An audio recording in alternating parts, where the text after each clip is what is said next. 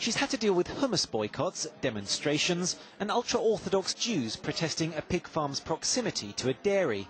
But for Ofra Strauss, it comes with a territory. The 51-year-old mother of four has run Strauss Group for the past decade, spearheading the company's international expansion, growing sales to $1.8 billion.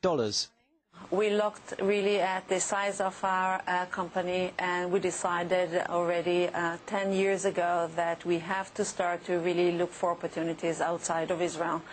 There is a certain size that you have to stick to, especially in a country like Israel, and the world is big, and it takes a long time to become a global company. Brazil, where Strauss runs the second largest coffee company, accounts for its biggest slice of overseas sales, followed by the former Soviet Union and Poland. In China, it sells water purifiers via a joint venture with Haier. Last month, it announced a tie-up with Virgin to do the same in Britain.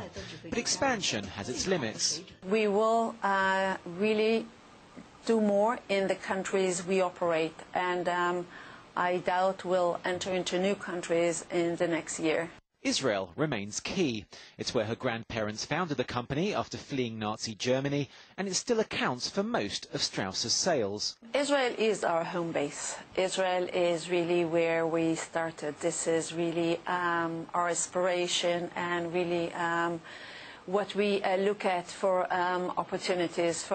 So the fact that we talk about 50% or 60% of our sales coming from Israel, it's more than just sales for us. That's where the culture, that's where our values come from.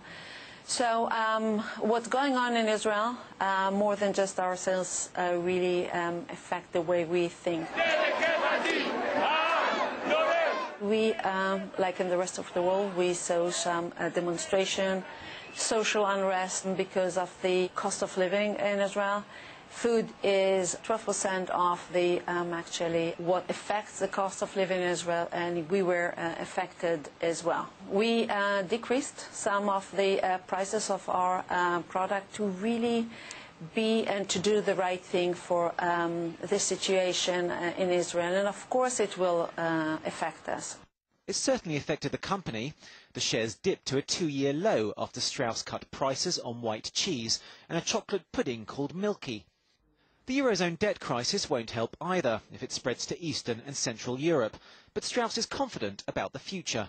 We are back on the double-digit growth again. So yeah, I believe we will continue. Whether we'll continue to double our size every 5 years, I'm not sure. But I'm less worried about that.